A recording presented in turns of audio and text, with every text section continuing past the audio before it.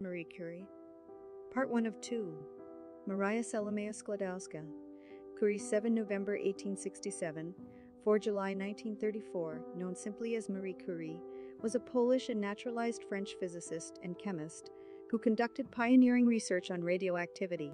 She was the first woman to win a Nobel Prize, the first person to win a Nobel Prize twice, and the only person to win a Nobel Prize in 2 scientific fields. Her husband, Pierre Curie, was a co-winner of her first Nobel Prize, making them the first ever married couple to win the Nobel Prize, and launching the Curie family legacy of 5 Nobel Prizes. She was, in 1906, the first woman to become a professor at the University of Paris. She was born in Warsaw, in what was then the Kingdom of Poland, part of the Russian Empire. She studied at Warsaw's clandestine flying university and began her practical scientific training in Warsaw. In 1891, aged 24, she followed her elder sister Bronislawa to study in Paris, where she earned her higher degrees and conducted her subsequent scientific work. In 1895, she married the French physicist Pierre Curie, and she shared the 1903 Nobel Prize in Physics with him, and with the physicist Henry Becquerel for their pioneering work developing the theory of radioactivity, a term she coined. In 1906, Pierre Curie died in a Paris street accident. Marie won the 1911 Nobel Prize in Chemistry for her discovery of the elements polonium and radium, using techniques she invented for isolating radioactive isotope. Under her direction, the world's first studies were conducted into the treatment of neoplasms by the use of radioactive isotopes. She founded the Curie Institute in Paris in 1920 and the Curie Institute in Warsaw in 1932. Both remain major medical research centers. During World War I, she developed mobile radiography units to provide X-ray services to field hospitals. While a French citizen, Marie Sklodowska Curie, who used both surnames, never lost her sense of Polish identity. She taught her daughters the Polish language and took them on visits to Poland. Marie Curie died in 1934, age 66, at the Saint-Salomon Sanatorium in Passy-Hoye, France, of aplastic anemia, likely from exposure to radiation in the course of her scientific research and in the course of her radiological work at field hospitals during World War I. In addition to her Nobel Prizes, she received numerous other honors and tributes. In 1995, she became the first woman to be entombed on her own merits in the Paris Pantheon, and Poland declared 2011 the year of Marie Curie during the International Year of Chemistry. She is the subject of numerous biographical works. Life and career. Early years. Maria Sklodowska was born in Warsaw, in Congress, Poland, in the Russian Empire, on 7 November 1867, the fifth and youngest child of well-known teachers Bronislawa, Nee Boguska, and Władysław Sklodowski. The elder siblings of Maria, nicknamed Mania, were Zofia, born 1862, nicknamed Zosia; Joseph, born 1863, nicknamed Josio; born 1863, nicknamed Josio; born 1865, nicknamed Bronia; and Helena, born 1866, nicknamed Hela. On both the paternal and maternal sides, the family had lost their property and fortunes through patriotic involvements in Polish national uprisings aimed at restoring Poland's independence. The most recent had been the January uprising of 1863-65. This condemned the subsequent generation, including Maria and her elder siblings, to a difficult struggle to get ahead in life. Maria's paternal grandfather, Joseph Sklodowski, had been principal of the Lublin primary school attended by Boleslaw Prus, who became a leading figure in Polish literature. Władysław Sklodowski taught mathematics and physics, subjects that Maria was to pursue, and was also director of 2 Warsaw gymnasia, secondary schools for boys. After Russian authorities eliminated laboratory instruction from the Polish schools, he brought much of the laboratory equipment home and instructed his children in its use. He was eventually fired by his Russian supervisors for pro-Polish sentiments and forced to take lower-paying posts. The family also lost money on a bad investment and eventually chose to supplement their income by lodging boys in the house. Maria's mother, Bronislawa, operated a prestigious Warsaw boarding school for girls. She resigned from the position after Maria was born. She died of tuberculosis in May 1878, when Maria was 10 years old. Less than 3 years earlier, Maria's oldest sibling, Sophia, had died of typhus contracted from a boarder.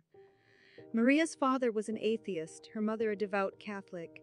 The deaths of Maria's mother and sister caused her to give up Catholicism and become agnostic. When she was 10 years old, Maria began attending the boarding school of J. Sikorska. Next, she attended a gymnasium for girls, from which she graduated on 12 June 1883 with a gold medal. After a collapse, possibly due to depression, she spent the following year in the countryside with relatives of her father, and the next year with her father in Warsaw, where she did some tutoring. Unable to enroll in a regular institution of higher education because she was a woman, she and her sister Bronislawa became involved with the clandestine Flying University, sometimes translated as Floating University, a Polish patriotic institution of higher learning that admitted women students. Maria made an agreement with her sister Bronislawa that she would give her financial assistance during Bronislawa's medical studies in Paris, in exchange for similar assistance 2 years later. In connection with this, Maria took a position first as a home tutor in Warsaw, then for 2 years as a governess in Skuki with a landed family, the Zorowskis, who were relatives of her father. While working for the latter family, she fell in love with their son, Kazimierz Zorowski, a future eminent mathematician. His parents rejected the idea of his marrying the penniless relative, and Kazimierz was unable to oppose them. Maria's loss of the relationship with Zorowski was tragic for both. He soon earned a doctorate and pursued an academic career as a mathematician, becoming a professor and rector of Krakow University. Still, as an old man and a mathematics professor at the Warsaw Polytechnic, he would sit contemplatively before the statue of Maria Sklodowska that had been erected in 1935 before the Radium Institute, which she had founded in 1932. At the beginning of 1890, Bronislawa, who a few months earlier had married Kazimierz Zlowski, a Polish physician and social and political activist, invited Maria to join them in Paris. Maria declined because she could not afford the university tuition. It would take her a year and a half longer to gather the necessary funds. She was helped by her father, who was able to secure a more lucrative position again. All that time she continued to educate herself, reading books, exchanging letters, and being tutored herself. In early 1889, she returned home to her father in Warsaw. She continued working as a governess and remained there until late 1891. She tutored, studied at the Flying University, and began her practical scientific training, 1890-91, in a chemical laboratory at the Museum of Industry and Agriculture at Trakowski Prize Messias 66, near Warsaw's Old Town. The laboratory was run by her cousin Joseph Boguski, who had been an assistant in St. Petersburg to the Russian chemist Dmitry Mendeleev. Life in Paris. In late 1891, she left Poland for France. In Paris, Maria, or Marie, as she would be known in France, briefly found shelter with her sister and brother-in-law before renting a garret closer to the university in the Latin Quarter and proceeding with her studies of physics, chemistry, and mathematics at the University of Paris, where she enrolled in late 1891. She subsisted on her meager resources, keeping herself warm during cold winters by wearing all the clothes she had. She focused so hard on her studies that she sometimes forgot to eat. Sklodowska studied during the day and tutored evenings, barely earning her keep.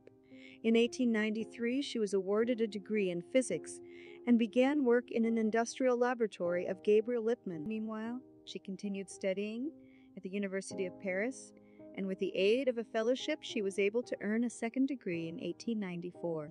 Sklodowska had begun her scientific career in Paris with an investigation of the magnetic properties of various steels, commissioned by the Society for the Encouragement of National Industry.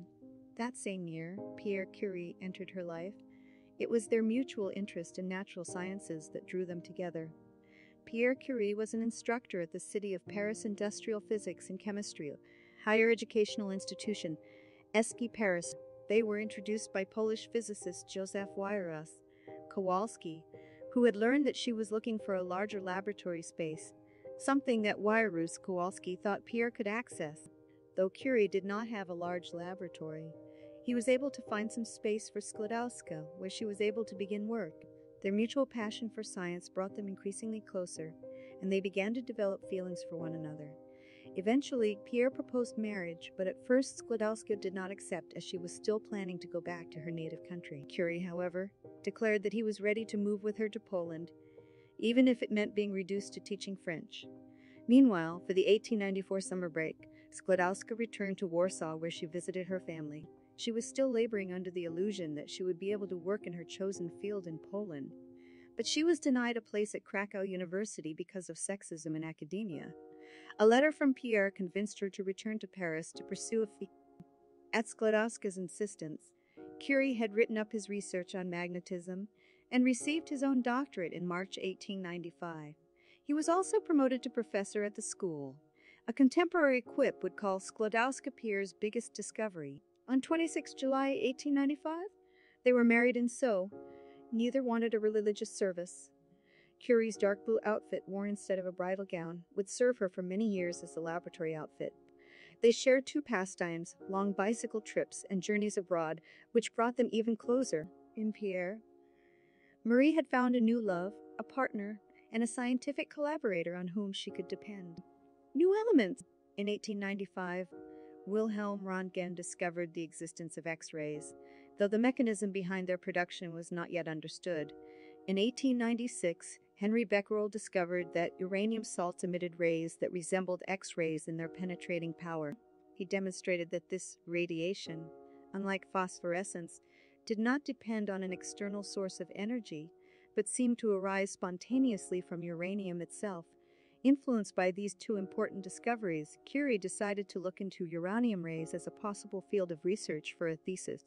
She used an innovative technique to investigate samples.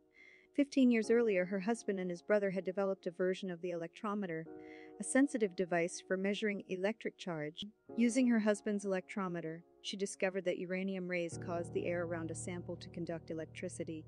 Using this technique, her first result was the finding that the activity of the uranium compounds depended only on the quantity of uranium present. She hypothesized that the radiation was not the outcome of some interaction of molecules, but must come from the atom itself. This hypothesis was an important step in disproving the assumption that atoms were indivisible. In 1897, her daughter Irene was born. To support her family, Curie began teaching at the École Normale Supérieure. The Curies did not have a dedicated laboratory.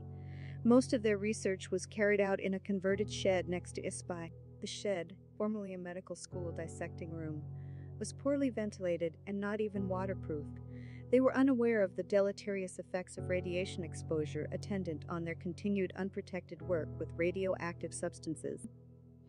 SC did not sponsor her research, but she would receive subsidies from metallurgical and mining companies and from various organizations and governments. Curie's systematic studies included two uranium minerals, pitchblende and torbernite, also known as chalcolite. Her electrometer showed that pitchblende was 4 times as active as uranium itself, and chalcolite twice as active as uranium itself, and chalcolite twice as active. She concluded that, if her earlier results relating the quantity of uranium to its activity were correct, then these two minerals must contain small quantities of another substance that was far more active than uranium. She began a systematic search for additional substances that emit radiation, and by 1898 she discovered that the element thorium was also radioactive. Pierre Curie was increasingly intrigued by her work. By mid-1898, he was so invested in it that he decided to drop his work on crystals and to join her. The idea was her own. No one helped her formulate it, and although she took it to her husband for his opinion, she clearly established her ownership of it. She later recorded the fact twice in her biography of her husband to ensure there was no chance whatever of any ambiguity. It's likely that already at this early stage of her career she realized that. Many scientists would find it difficult to believe that a woman could be capable of the original work in which she was involved. She was acutely aware of the importance of promptly publishing her discoveries and thus establishing her priority, had not Becquerel, 2 years earlier, presented his discovery to the Academy des Sciences the day after he made it. Credit for the discovery of radioactivity, and even a Nobel Prize, would instead have gone to Sylvanus Thompson. Curie chose the same rapid means of publication. Her paper, giving a brief and simple account of her work, was presented for her to the Academy on 12 April 1898 by her former professor, Gabriel Lippmann. Even so, just as Thomson had been beaten by Becquerel, so Curie was beaten in the race to tell of her discovery that thorium gives off rays in the same way as uranium. 2 months earlier, Gerhard Karl Schmidt had published his own finding in Berlin at that time. No one else in the world of physics had noticed what Curie recorded in the sentence of her paper, describing how much greater were the activities of pitchblende and chalcolite than uranium itself. The fact is very remarkable and leads to the belief that these minerals may contain an element which is much more active than uranium. She later would recall how she felt a passionate desire to verify this hypothesis as rapidly as possible. On 14 April 1898, the Curies optimistically weighed out a 100-gram sample of pitchblende and ground it with a pestle and mortar.